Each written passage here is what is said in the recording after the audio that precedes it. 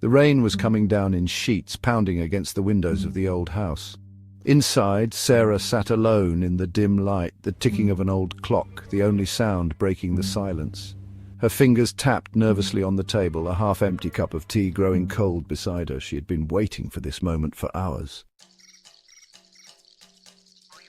It had started with an unexpected phone call earlier that morning.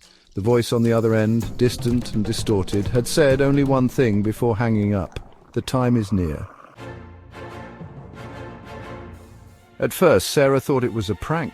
She had tried to forget about it, but as the hours passed, she couldn't shake the feeling that something was terribly wrong. Her eyes flicked to the clock on the wall.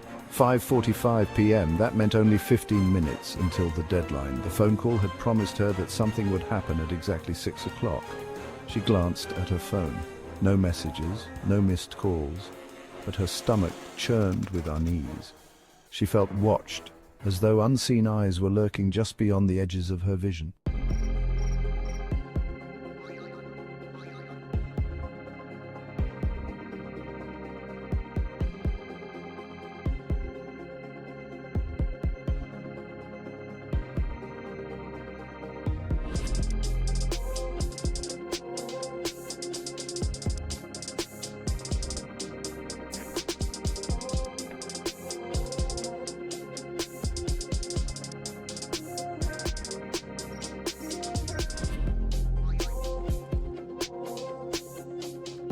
A soft creak echoed from the hallway. Sarah stiffened, her breath catching in her throat. Was someone there? She slowly stood up, trying to ignore the sharp chill creeping along her spine. The floorboards groaned under her weight as she crept toward the doorway. Every step felt like it was amplifying the sound, echoing through the house. She paused in the doorway, her eyes scanning the darkened hallway. Nothing, just the empty shadows. This is ridiculous, she thought. It's probably just the wind. But then a cold gust of air blew through the room, extinguishing the light above her. The room plunged into darkness. The hairs on the back of her neck stood on end as she stumbled backward, heart pounding in her chest. She reached for her phone, but it was dead. The screen flickered for a moment before going black entirely.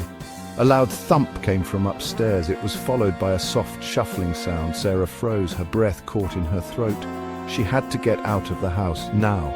She turned toward the door, but before she could make it halfway, the phone rang again. The call was coming through, and the number was blocked. Her hands shook as she answered it, her voice barely a whisper. "Hello?" The voice on the other end was low and rasping. "You've reached the end of the line. Tick-tock." A sudden crash from above made her jump.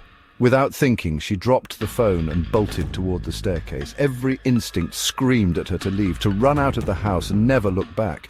But the promise from the call earlier, "The time is near," what did it mean? Her mind raced as she sprinted up the stairs.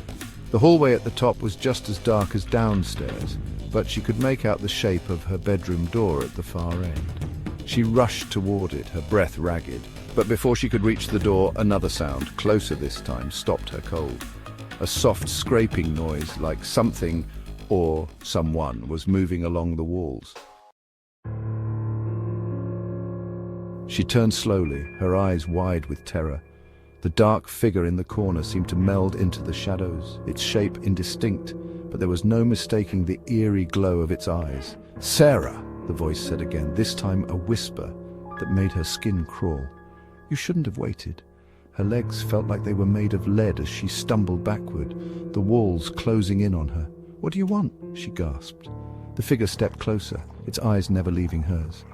"The game is over, Sarah, and you lost." Suddenly the lights flickered back on, casting harsh, unnatural brightness over the room, but the figure was gone. Sarah blinked, trying to make sense of what had just happened. Her breath came in ragged gasps, and her skin was clammy with sweat. She backed away, trying to steady herself, but then she noticed something on the floor, a scrap of paper torn from a larger sheet. It had been there all along, unnoticed, just inches from her feet. On the paper were 2 words, written in sharp, dark ink, 6 o'clock. Sarah's pulse surged, her head spinning. She'd missed it, whatever it was.